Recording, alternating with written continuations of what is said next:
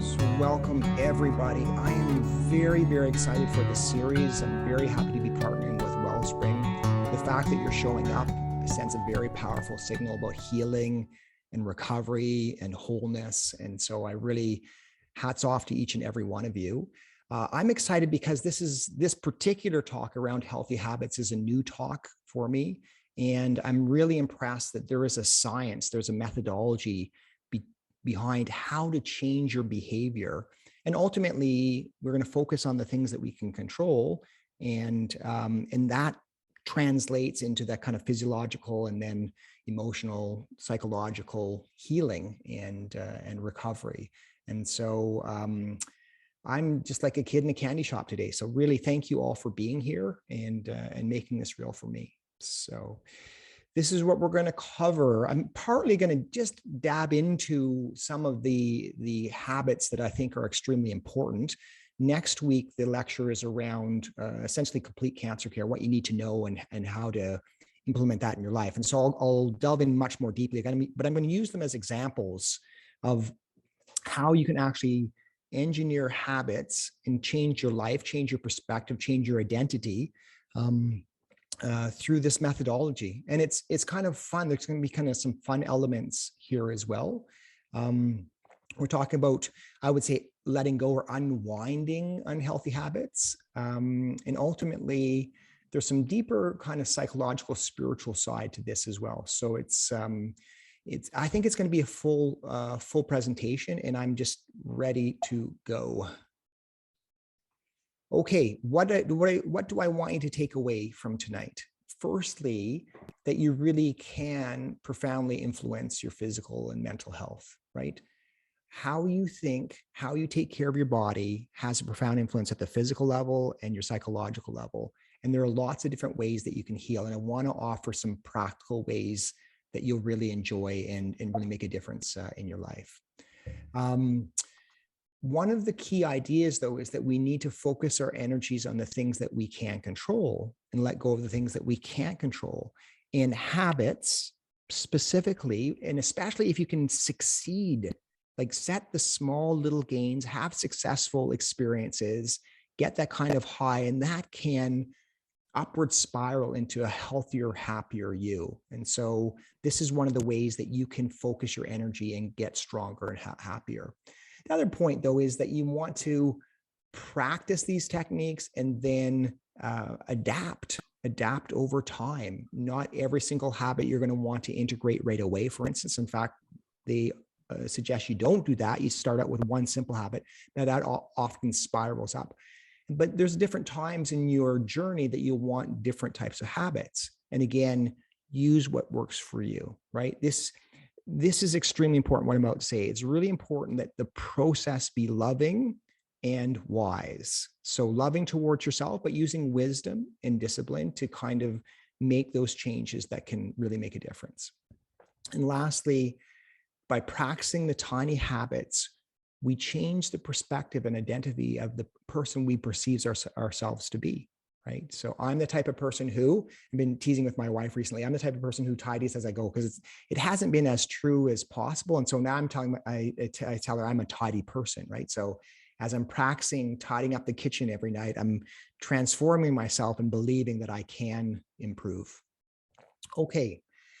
Couple of big perspectives, right? Because a lot of people have a cancer diagnosis here. And I'm thinking about 25 plus years as an oncologist and what sorts of goals people have afterwards. And obviously, people want to recover. They want to be cured of their cancer, or if that's not possible, then they want to have longevity, right? And we do these things, we practice these behaviors to kind of go for that particular goal. That's the obvious one. And then a lot of people, and I read it in people's hopes for this series, they want to feel better emotionally. Right? So how do we work with the fear of recurrence? How do we work with kind of depressive or anxious symptoms or whatever else is happening from a psychological perspective on the cancer journey? Well, we have a whole kind of lecture on that one as well, but your habits will help you get there. The other one I recognize, and this is actually in the top 3 of like all people, like cancer aside, people want to be able to focus better. They want to be able to think more clearly. They want to be able to function better. And again, to me, it's about taking care of yourself so you maximize that function and maximize then what's most important to you. And one of the things that I think is important to all of us is that we connect more deeply. And when we are in that space of self-love, self-care, and you're doing your best to kind of take care of yourself, then you actually have the energy and insight, and you're receptive and transmissive of that kind of sense of connection. So I think that's a major goal, no matter where you are in your journey. And ultimately, I say put your energy into things you can control, so you can grow psychologically, you can grow spiritually, you can become the better version of yourself as you work forward. And so habits are a part of setting those goals. And yet we want to focus on the habits, the things you can control, and not necessarily the goals, right? So kind of let go of what you can't control, focus on the process.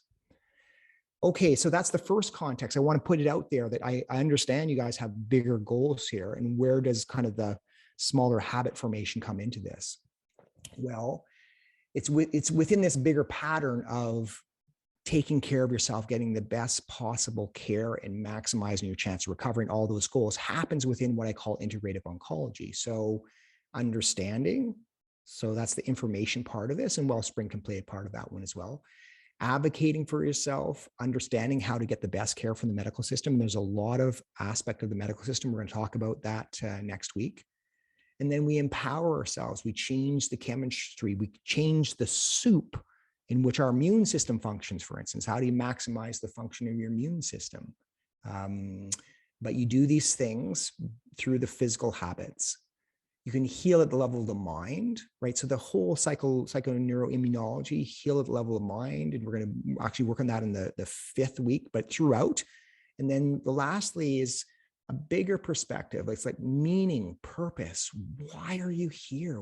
How do you want to live your life? What's most important to you? It's a bigger process, regardless of what's happening kind of on your x-rays. It's like, how can you, in fact, this is actually an important point for you, is you focus so much on loving and connecting what's most important to you that the other stuff becomes much less important. Okay. So one of the habits that I recognize, because I understood that we need to be deliberate about this, how to set your intention, how to decide how you want to be, how you want to live your life. If we're not conscious of that, if we don't think about that, if we don't deliberately go for that, then we can get blown this way and that according to what's happening that day. And so in the habit world, it's like, I'm the type of person who, loves my family, for instance, or I'm turning into the type of person who loves my family, right? So you're thinking about that, that's a priority. Or bigger picture, how do you want to be in this world? What do you hope for yourself? What's most important to you? What are your greatest values? So we're aiming for, we're focusing on, we're concentrating on that as the primary goal. You can do it different ways. So as a ritual, so my wife and I get up each morning. I'll tell you about my meditation practice later, but at the end of it, at the end of the meditation, I put my hands up towards the sky, and it's like this receptive perspective. And I ask, and it sometimes comes as a secular, sometimes it comes as religious language, like, please help me, let me be loving, let me be beneficial, let me be my best version of myself so I can serve others. I'm really kind of praying hard, right? So that's a ritual for me every morning. Then I give my wife a hug, but I'll talk to you about that one later. And you can do that first thing in the morning, but you can also do that going into difficult situations, right? You're going into your doctor's office for that visit, and you're saying, I'm going to stay focused here and advocate for myself. And we'll go over that in next week's lecture. And the last one is to keep on coming back. What's most important to you? How do you want to live your life? And so in the middle of the stress, in the middle of the chaos, in the middle of the, whatever may be happening, is to be able to wake up and say, oh, I have a way to choose here. I have a way to connect. I have a way to manifest what my spirit is best for my spirit. Okay. that's a big warm up to say that we're actually going to do a little bit of that ritual or habit, I hope someday for you. And we're going to do it over about 3 minutes. So it's going to be a very short meditation. If you're watching this video, I suggest you do it as well. And I'm using what they call the heart coherence technique. It was developed by the group at heartmath.org. They've been published like 400 plus papers since 1990, showing that these techniques actually change the physiology of your mind and your body, et cetera, et cetera. So essentially, the idea is that as I'm taking you through this, you're visualizing that the air, when you breathing in, goes into your heart, and on breathing out, it goes out of your heart. So you can visualize that coming straight through the, your chest, front to back, or as you breathe in. So either way, you're kind of then focusing your energy, your attention, your consciousness into your body. So I do believe that actually has an influence. Your consciousness is focused within the body, actually strengthens the body or enervates or helps heal the body. So that's part of the visualization. And then for the last minute or so, I ask you to generate a feeling of caring, gratitude, joy, peace, or love, right? It's that kind of open-heartedness, that warmth, that compassion, that caring feeling at heart. So you're visualizing that area and you're bringing in the feeling into that area. This is actually important. It's the feeling that allows you to set down a new habit. So it's not the repetition as much as the feeling. So that's interesting that you're going to have that positive emotional experience, and that will help you to get onto a relaxation technique like this. Okay, so big warm up. You can move your chair back a little bit if you want to. I like to have a strong posture when I'm doing these techniques, because when my body is upright and strong, it sends a signal to my brain that I'm strong and integrated and connected. And I'm going to chime the chimes to start out with, and then I'll take you through this meditation for about 3 minutes. Participate in a way that feels good for you.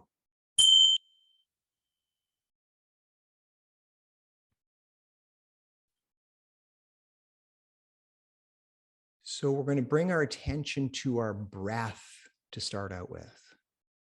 And it's a nice, slow in-breath, maybe even for a count of 3.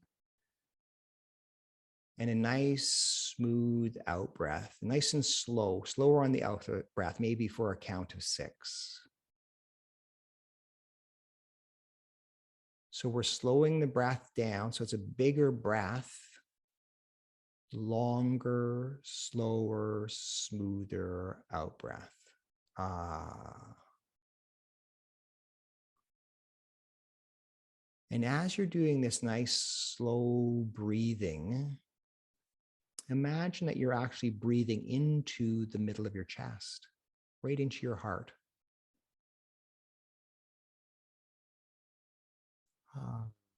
Nice, slow, smooth out breath.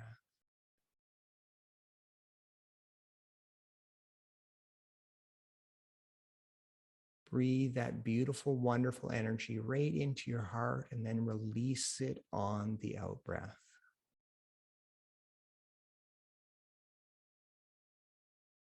You can even lengthen the breath, breathing in for a count of 4, breathing out for a count of 8.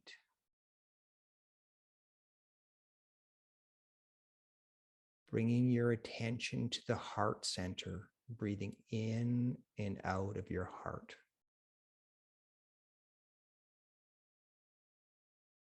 Allowing your body to relax and allowing your mind to relax.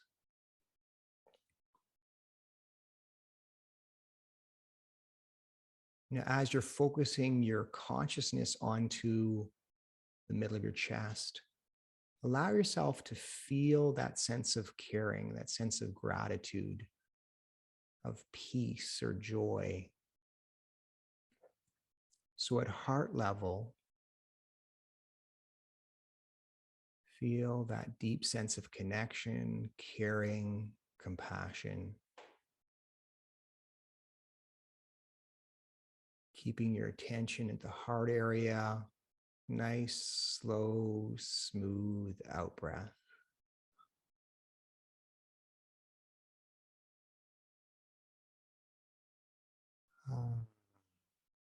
Beautiful.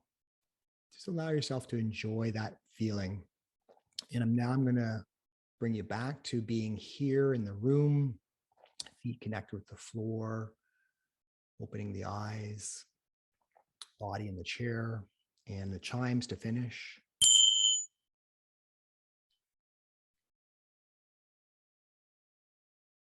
Thank you. I think I feel a bit better after that. So maybe I'll settle down too here. So that was maybe 2 minutes there. And one of the suggestions, if you're going to practice meditation, maybe to start out with 30 seconds. And we'll talk about meditation and meditation techniques, but it's a harder habit to form because you don't get the instant kind of feedback from it. But I think using this technique when you're feeling that positive emotion and keeping it very, very short can really help you kind of develop that benefit.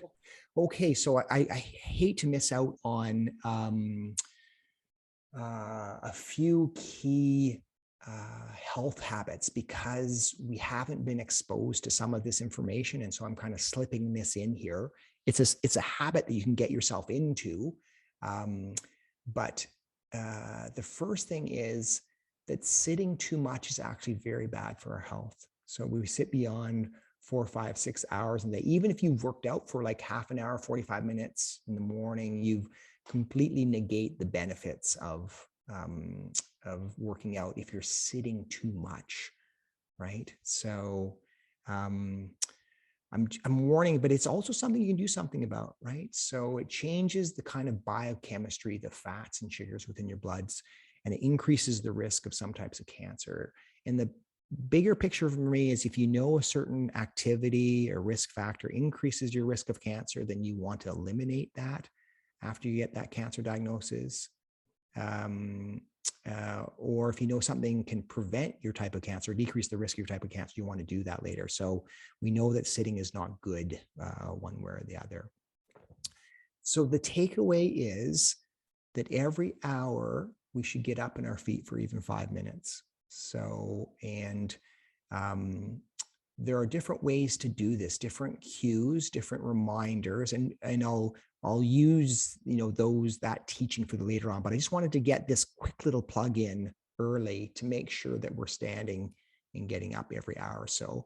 And on that note, how do we do it? So there are different kind of watches that can kind of give you a quick little buzz to kind of get you up every hour or so. But looking for those opportunities, or what I like to do is if ever I'm talking on the phone, automatically, as soon as the phone goes to my ear, I stand up. And that gets me up more often than not. But you're looking for other opportunities, the stand-up desk, if you're on your laptop, or even if you're browsing social media, could also be the cue there. So on that idea, I'd ask everybody to get up right now. And even if you're watching this on a video, get up and actually stretch yourself. So I like to stretch up towards the sky. In fact, why don't I stop share just for a second here and make this a little more personal?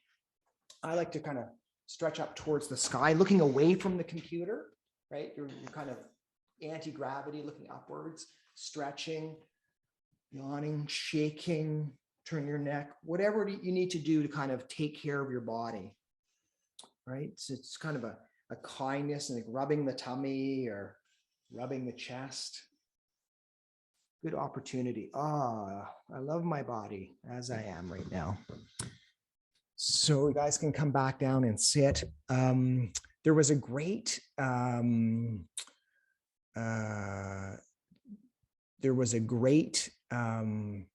idea from BJ Fogg, and I'm going to introduce him shortly. He said whenever he warms up the shower, you turn on the shower and it takes like 15 seconds for the hot water to start pouring through. During that 15 seconds, he will have some sense of gratitude for some part of his body. So he would say something like, I'm really thankful for my heart. It continues to beat 24 hours per day. Or there my gut is metabolizing and absorbing nutrients all the time. So during that 15 seconds, he sends a kind of loving message to body, sense of gratitude towards his body. So even if we have an advanced cancer, there are a billion things that are going right that you can spend that 15 seconds to appreciate yourself in some way or form. The fact that you're thinking, that the fact that you've joined this webinar right now can be other ways, other ideas. Okay, share screen. Back to the cat stretching. Okay, so every hour we're going to stretch. Okay, so the teaching begins. What are habits? By classic definition, they're automated units of sequence of behaviors, right? So this is the unconscious automatic behavior. So I think about it, when you first learn to drive the car and you're turning the corner, you were spending a lot of attention and energy and stress worrying about doing this correctly. Nowadays, when you're driving your car and turning the corner, you do it so automatically. You're making all these incredible decisions so quickly without even thinking about it, that's an automated behavior. And that is a habit by definition. And you can even have a conversation, for instance, during that time. The classic teaching is made up of a trigger. Oh, I got to turn the car. The behavior, you're turning the wheel and doing all the kind of turning. And the reward is, yeah, I'm still going to my destination. I'm still happy to be going that direction. So from an evolutionary perspective, it was like, I see the food there. I go get those berries. I eat the food. It tastes good. It's pleasurable. And I feel satiated or satisfied. And then I remember, oh, those are berries. If I eat it, this is what happens. It kind of turns into a loop. Or these days, we're feeling stressed or we're bored, then we browse the internet, we feel sated. So then again, that's the loop. There's some type of reward at the end of it that allows you to associate feeling stressed with actually browsing the internet, for instance. The problem becomes sometimes when we use food to make ourselves feel better when we're feeling stressed or upset. So that's where some of the habits can get out of place. It maps to a neurocircuitry within the brain, especially it's this reward-seeking system, the limbic system. Oftentimes it takes months to form a habit. Although I was listening to all these different talks, and if your teenage daughter gets a cell phone, she has the habit of grabbing her cell phone as she's walking out the door. That took no time whatsoever, right? Or if you have an old car and you buy a new car and you have both the old car and the new car and you just decide to drive the new car all the time, that's a habit by definition, but it doesn't take any kind of training per se. It does take repetition, but most importantly, it's the emotional content that goes with it that it allows us to set that down. The bottom line is that habits make our brains much more efficient. If you had to pay all that attention to driving your car the same way you did when you first were driving, you'd be exhausted, throughout the day if you had to relearn all those activities like tying your shoes, opening a door, walking, all those things are automatic behaviors. And there's a reason, right? In fact, they say 43% of our day is actually taken up by habits. We're doing things automatically. I mean, you're in front of your coffee maker and you go through this very complicated, or like an espresso type of deal, go through this complicated sequence. It happens automatically. You're thinking about something else, right? And so there's part of the 43% of the day of the automated behavior. We use routines, rituals, kind of habits interchangeably. I want to be in the habit of exercising more. What's kind of a misnomer, but we kind of understand each other when we talk about those type of things.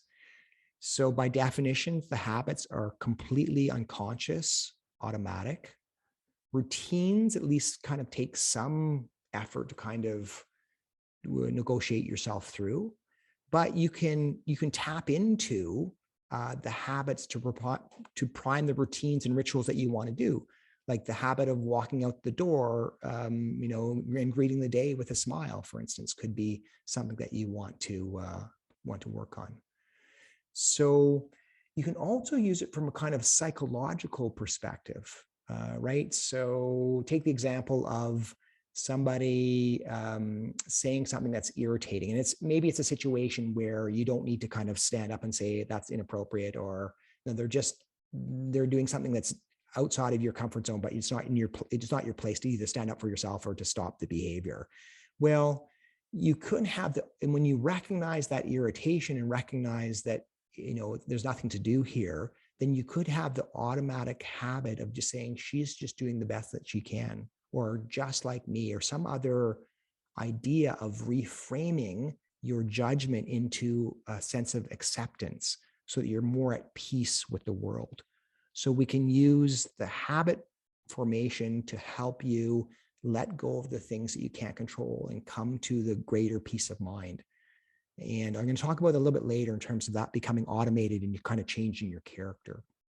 Okay, let's get practical, and we're going to spend much more time on kind of sleep routines with, I think it's next lecture, the lecture afterwards.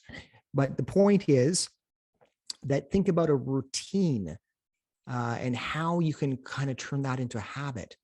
And the idea is that your brain has these automated pathways. If the brain knows what the sequence of events is prior to it falling asleep, and if you do those same sequences every night through a routine, your brain will get better and better and better at being able to fall asleep and stay asleep. And so we think about creating the conditions and following the habits that allow us to fall asleep more easily. And so, for instance, and I'll tell you again, with about 15 minutes to go, and you can actually set an alarm. So maybe you want to go to bed at 10 p.m. You can actually have your alarm clock or your smartphone go off at 9:45. It's kind of like a lights out alarm. And then you start the sequence. This is what I do. I'm walking, I'm seeing the doors. The doors are all locked. The lights are all out. The bedroom doors are closed. I'm going to put the kind of comforter on top of my wife and make sure, I've already brushed my teeth, all that stuff. And then I'm going to, get into bed, et cetera, et cetera. So there's this kind of sequence that my brain knows sets me up for the kind of relaxation that helps me sleep better. Another habit that you might want to develop, for instance, is some people will perseverate in the middle of the night over some issue that's going to be there the next day, right? So they've been worrying about something, or they're doing some major planning, and their mind is kind of going nonstop, going into that in the night, and then they're thinking about it all night. They're not sleeping as well. So as a routine, you could write down your worries or write down your plans on a piece of paper. And then kind of say, okay, well, it's there. I can look at this first thing tomorrow morning. I don't have to think about that now. So again, little hacks that can let you sleep better. And the other one that we'll talk about is this idea that having the same routine, right? Setting your alarm for the same time all the time is the habit and the routine that allows your brain to get conditioned to that cycle. So even on the weekends. I tap into these really, really good authors and really good books. So the first book we're going to talk about is Atomic Habits by James Clear. And it's just very, very good. It's one of those books that's worth actually buying and reading. He calls them atomic, like as in atoms, well, for a few reasons. One is that they're the little building blocks that contribute to the overall system, right? So the building blocks of our habits on the day-to-day contribute to the functioning of the entire system. And ultimately, that we're the product of our tiny habits. Cancer diagnosis aside, if you're living your life, the 6 months of habits preceding this point in time would help characterize you as a person physically and otherwise.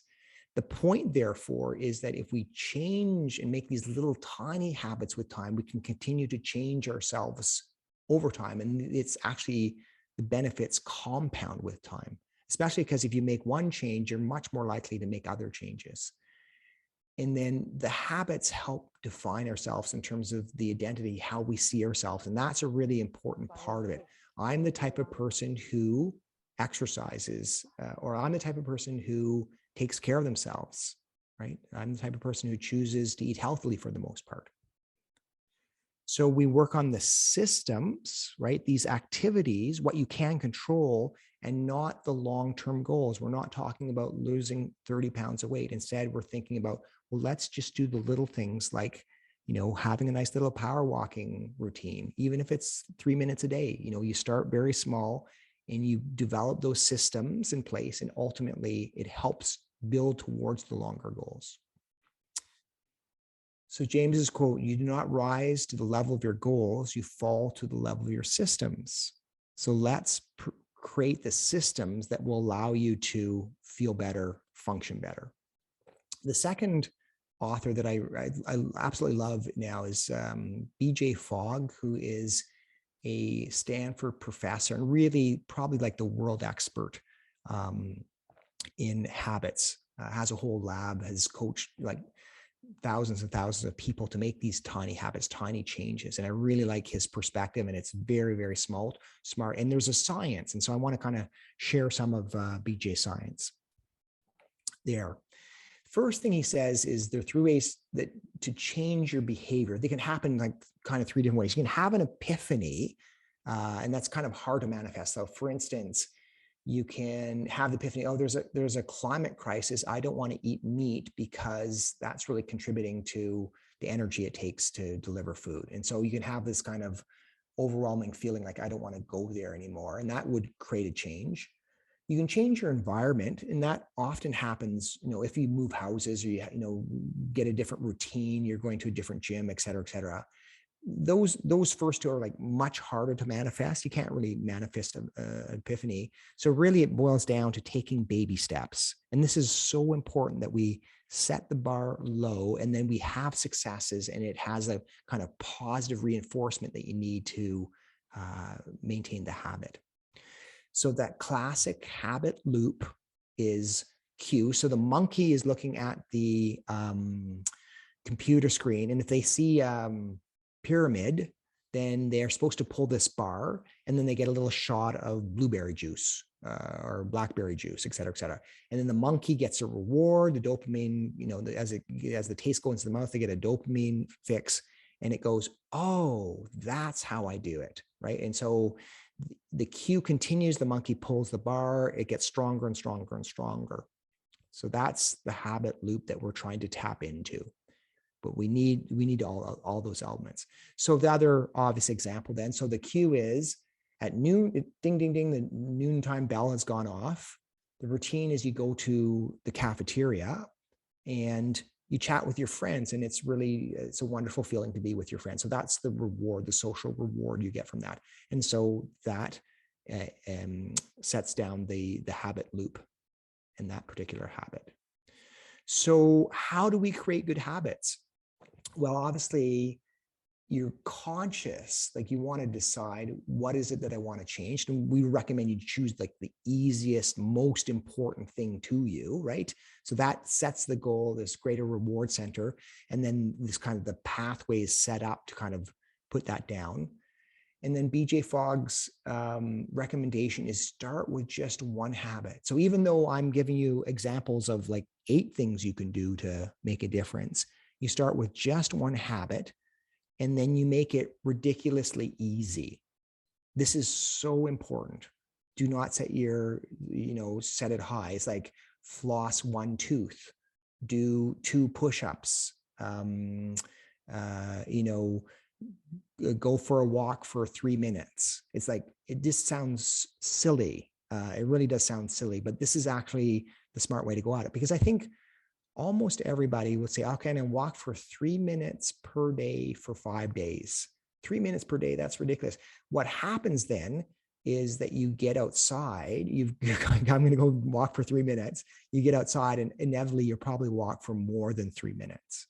And then you see that as a huge success. Yes, I've succeeded on my goal. And so it's all this kind of bonus material. And then the idea is not to kind of ramp up your goal after that. It's to keep it super easy still over time and continue to have those positive emotional successes with each of those habits. So it's typically what they say is choose something in which you have to do something for less than 2 minutes. right? So it's your habit that might be once a day, less than 2 minutes. And I'm going to take you through my example of taking vitamin D. And I also take vitamin B12 because we're vegans. And so we need that kind of extra nutrient. The other important idea here is to visualize going through the activity, right? So if you're going to say, I'm going to go for a walk for 3 minutes, 5 days a week, it's like first thing in the morning, I'm going to walk downstairs. My shoes are on the floor. They're going to put on my shoes. I'm going to put on my goat. I'm going to open up the front door. I'm going to walk outside. I'm going to walk down that street. I'm going to come back again, back into my door, et cetera, et cetera. So you are visualizing each and every step of the process, right? Not this kind of vague goal, I'm going to exercise more. You actually visualize it very well. So for me, it's like, I'm going to go into the bathroom. I'm going to see the vitamin D. I'm going to put it in my mouth. I'm going to do up the bottles, going to hand some pills to my wife, blah, blah, blah, blah. And that's going to be my routine. And just, when I brush my teeth. So I just want to give you that picture. So there's a picture from the bathroom, and I put my I'm a tidy person too, just by the way. I put the toothbrush right there because I've been doing this since the New Year's. And as I'm reaching for my toothbrush, my hand is almost hitting the vitamin D and the B12, right? So automatically I see that it's there. It's super easy to access. And so I take a couple of pills out of each one and I pop them in my mouth. And the other thing that I do actually is take a couple of pills out for my wife. And I think it's a lovely one because it's like, I'm doing this for her and I want her to be healthy and well, et cetera, et cetera. So it gives me kind of that extra, oh, that feels good to do that for us feeling. But there it is. There's the cue. There's the behavior. The cue is obvious. The behavior is super easy, right? Like it takes, 10 seconds to undo the caps and do the rest. And it gets done every day. And I've been perfect over the last 27 days in terms of making sure we get our pills. So there's an example. This is Dr. Fogg's model, and I just want to go over it. So high motivation is on the y-axis, low motivation, right? So when we really want to do something versus something that's super hard to do, like run a 5K run, for instance, it would take high motivation in this area. Hopefully you can see my cursor in order for us to actually trigger and do this. So BJ's suggestion is to use something that's super easy to do. And that's why the habits are tiny, because your motivation is going to fluctuate with time. But if you choose something super easy, like for me, popping those pills, or as the example of you guys going for a 3-minute walk, it doesn't take a whole bunch of motivation to go for a 3-minute walk. It's easy to do. And so you're much more likely to stick with it. The whole idea is to use a habit stacking example. So this is a recipe or format. So for me, it's after I walk into the bathroom, after I'm about to reach for my toothbrush, I will grab a vitamin D and B12, right? And so that's it. So you already have an existing habit, and then you're going to stack on a new habit there, right? A lot of them he uses is like when my feet first hit the floor in the morning. So that's a habit you have, like you're not going to get out of it. You could say, I'm going to walk downstairs, grab my sneakers and go for a 3-minute walk. Could be the new behavior that you're trying to get to. Or you could say to yourself, after my feet hit the floor, I'm going to say to myself, I'm going to have a great day here. This is going to be a great day, or something like that. And so we'll go some examples there. But as I'm talking about this, I want you guys to think about the type of existing habits that you have and the type of tiny new habit or behavior that you'd like to ingrain, right? So we're going to get you to chat that maybe in the Q&A section. So here are some of BJ's examples. After I step on the scale, I will thank God for the new day. So it's easy, like, thank you, God, for this new day. After I start my morning coffee, I will tidy one item in the living room. he used the example of the woman who turns on the microwave to heat up her, I know, water or something like that. So she's got like 1 minute. And so she does a few breaths of meditation at that point in time, or she has her weights or like a hand weight. So she does like 25 reps of hand weights just while she's waiting there. So it's, again, she's going to get her coffee every morning and she's going to do that one extra thing. After I wash my face, I'll put on my sunscreen. After I start the dishwasher, I'll take my vitamin. After I walk out the door, I'll say, today will be a great day. Right. So, and he jokes like somehow maybe, or et cetera, et cetera. And again, you can change it. I'm going to make the best. I'm going to make the best day of this that is possible. You change it in a way that feels right for you and your situation. Okay. After my feet hit the floor in the morning. Okay. So that is going to be the example that we're going to use here. And he says, I'm going to have a great day. Somehow, sometimes he has to add on to it. It's important then or I'm going to make the best of this day. Again, I want you guys to think about an existing habit and a new habit, right? So you can even start chatting about it, even though I'm not going to look at them quite yet. Okay. Now, you're much more likely to develop a new habit if you have that positive experience as you're doing the habit, at the start of the habit or at the end of the habit. You need to get some type of emotional reward in order for it to give you the best chance of having it set in. And so that's more important than actually the number of repetitions, how many times you do that. It's the feeling that you get there. So give yourself some type of reward that's fun, simple, super easy. And so BJ created these little things that are kind of fun. So he says, as his feet are hitting the floor and he's doing, it's going to be a great day. He thinks to himself, he says out loud, I'm awesome. I'm awesome. Or the first time he did that, he was looking in the bathroom mirror and he was like, good for you, BJ, that you did those 2 push-ups after you went to the bathroom type thing. So he kind of looked at himself and kind of gave himself that feeling of, I'm really proud of you. That's really well done. And this one, like, I'm awesome, is like, it's kind of fun, kind of silly, but it does, if you say it with enthusiasm, it kind of does give you that kind of jolt of like, oh, I'm awesome. Or bingo. Or if you want to do it like a little happy dance on the spot, ooh, type thing is also something that just gives your body like, oh, well, that was fun. And so we're going to practice. So the last thing, so especially if it's a habit that's harder to ingrain, you can actually practice celebrating on the cue. So for instance, the woman who was turning on the microwave for that minute to do her barbells or the little hand weights, she could like turn on the microwave, do a few barbells, like a couple reps, and then like practice, yoo-hoo, I'm awesome. And then do that like 10, 15 times in a row. And it conditions the brain to actually enjoy that activity. So you actually practice, even in the hard habits that are more difficult to ingrain. You want to trick yourself by allowing yourself that kind of good feeling. So we're going to practice now. So everybody get up. You obviously you're muted, so no one's looking at the screen here. Go like yes, or feet are on the floor. Think about the tiny habit, like maybe do a visualization. I'm going to walk for 3 minutes, and then you go outside and you're starting to walk.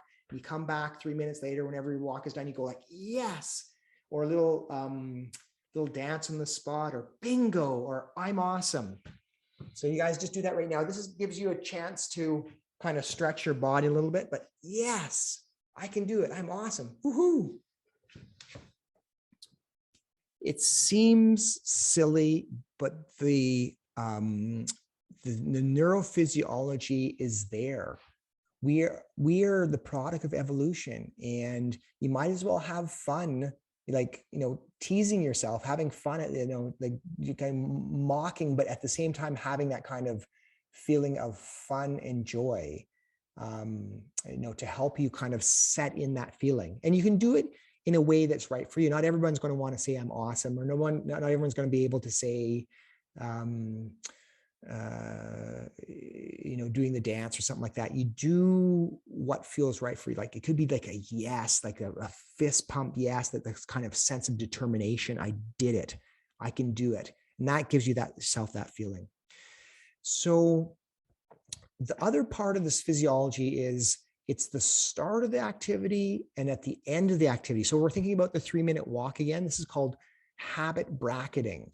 When you first put on your shoes and you first walk out the door for your 3-minute walk, you are going to go like, woohoo, this is great. I love this. I love this. Well done.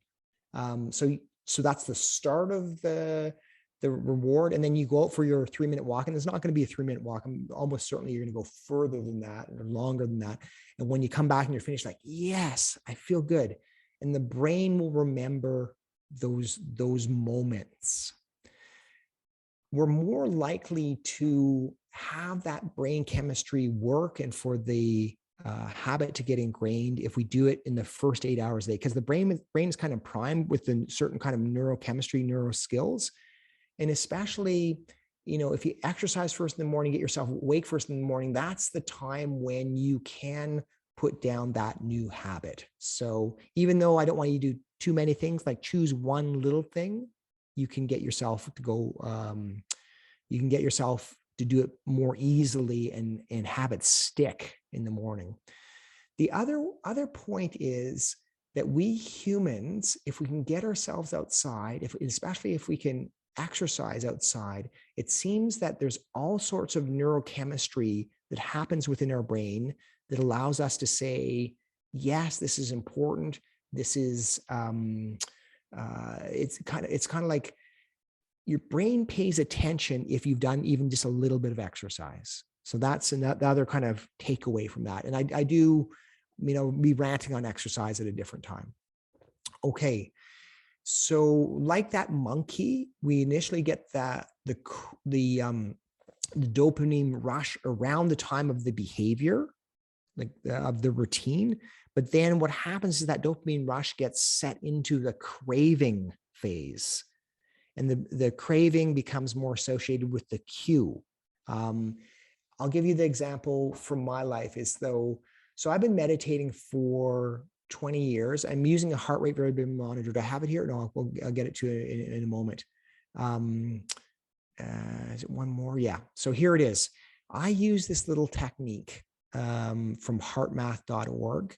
As you can see, it clips onto the ear and it connects with a phone. It gives me feedback. So how my heartbeat lets me know how relaxed I am, essentially. It's more complicated than that, but you can actually see there's the kind of ongoing live printout of how I'm doing. And so it's giving me feedback and I get that reward from it. And frankly, I feel very relaxed and calm and almost always clearer after the 15 minutes of meditation every morning. So I get a reward at this. And what I recognize is that the cue for me is walking down the stairs first thing in the morning, because the ritual of my wife and I is that we're going to do our meditation before we have breakfast. And that happens almost 7 days per week. It's like, this is what happens for us. And I recognize that my craving was craving for the meditation, and the benefit of the meditation was happening as I was walking down the stairs, which is actually the cue itself.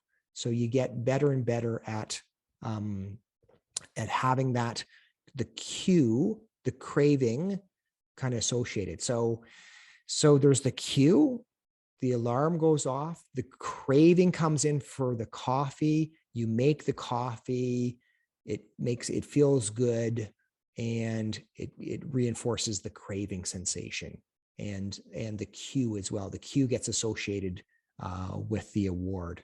So again, making it just a little bit more complicated, but as you can create the craving and the positivity, the habit loop will get stronger. Okay. The other idea though is using those activities. So for instance, if you're warming up the water in the microwave, or or you're drinking your coffee first thing in the morning, Some people, as they're drinking their coffee, they will start to go onto social media. So it's a chance to do something else, like practicing a meditation, for instance, or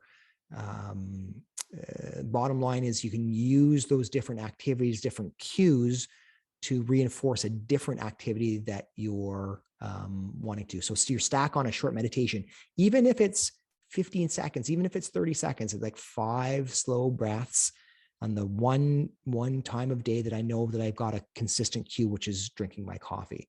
And doing that, for instance, drinking the coffee and having that beautiful breathing as opposed to looking at your social media first thing in the morning. Okay, the next thing I'm going to talk about, and we're going to talk about this more in the kind of fear of recurrence anxiety part of it, is Judd Brewer is a psychiatrist who's worked with people with addictions. And again, fantastic scientist, fantastic person. And this is about how to let go or unwind, untangle bad habits. I don't say break bad habits because that sounds like it's a one-time event. That's just not how it works. So the takeaway is that if we have bad habits, for instance, like eating junk food, we can't rely on our self-control or willpower because that waxes and wanes throughout the day. Sometimes when we're tired, I know, for instance, post supper, when I'm really tired, I'm like craving something, to fill that need. And so I know that that's the time for me to be careful of not snacking unnecessarily. The solution actually starts with just being very attentive, paying attention through mindfulness to what's happening within your life, within your activities. And so then you watch yourself very carefully. What do I actually feel as I'm going through that snack or having that cigarette or whichever other activity? What does it actually feel like? What am I experiencing very, very, very carefully? And so you can map out your habit loop between the cue, tired after supper or anxious after supper or bored after supper. And so I can see the high risk situations and I can see the resulting behavior, but I can also see how I actually feel as opposed to what I think I feel like. And then you pay attention each and every step of the way. And ultimately you'll understand that that behavior actually doesn't satisfy you. And it's not helpful if you actually really pay attention each step of the way. And instead, he recommends being very curious because the brain likes curiosity more than it actually likes the poor feeling with that behavior. So you create a better reward through curiosity. And then so you can watch your cravings without actually giving into them. And so we'll go into some more examples subsequent lecture.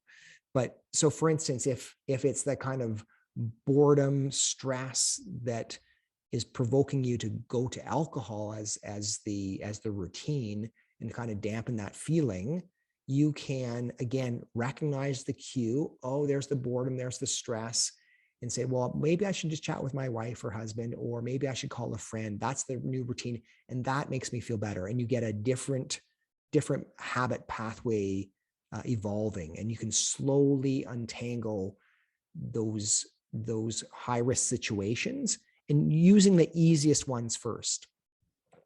We think about the cues, like when, where, how, etc. So it's in the kitchen for me after supper when I'm feeling bored or anxious.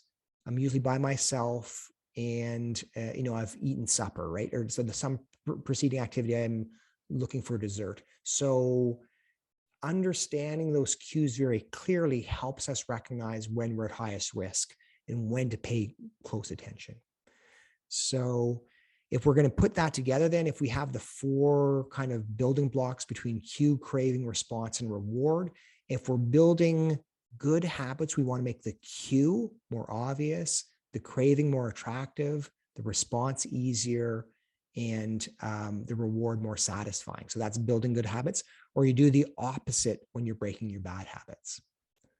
So the exercise example, cue. Okay, so we're talking about the 3-minute walk now, right? So it sounds ridiculous, but this is actually very, very good. So you create the intention. You might put your clothes, your kind of exercise clothes out at the edge of your bed, like, at some place where the first thing you do is you're going to see your exercise clothes or your running shoes or something like that. So the cue becomes obvious. Your running shoes at the bottom of the stairs, you're walking downstairs. Oh, there are my running shoes. Okay, I'm going to now go for my 3-minute walk. Craving, visualize how you feel, right? So we had talked about, visualizing how you feel afterwards, or, having a coffee, or celebrating.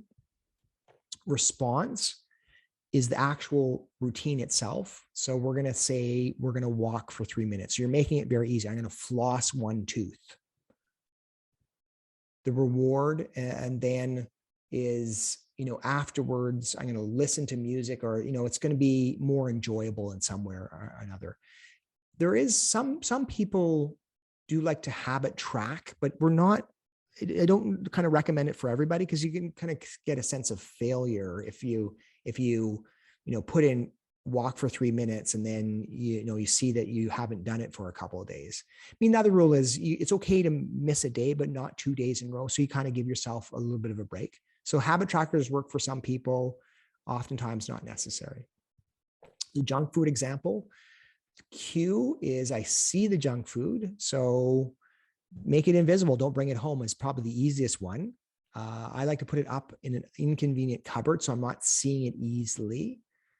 Craving, thinking about how I actually feel afterwards, 2 hours later, how I feel psychologically 2 hours later, making it more difficult, more steps to get into it, and making it unsatisfying. So by doing that pathway.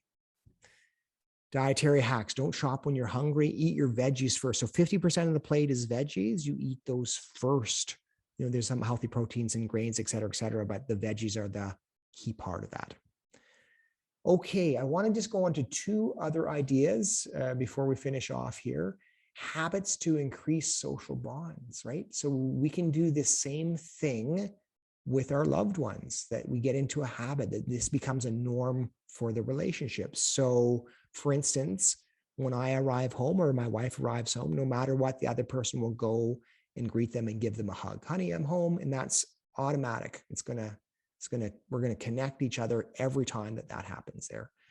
Scheduling cuddling time, right? So again, it could be first thing in the morning. So the alarm goes off and then you press the kind of snooze button for 9 minutes. We snuggle during that time. And as we're going to sleep, again, it's a habit. We know that this is going to happen every single time. You could decide, I'm going to call somebody Sunday at noontime. That sense of connection could be like a high school friend, or, your kids or something like that. You swap in bad habits for social connection, right? So instead of, going to the cafeteria eat a donut at the 3:00 break, you go and find your colleague down the hallway and you chat about something that was fun for both of you. So again, swapping in the social connection for the other. James Clear, every action you take is a vote for the type of person you wish to become, right? Slowly.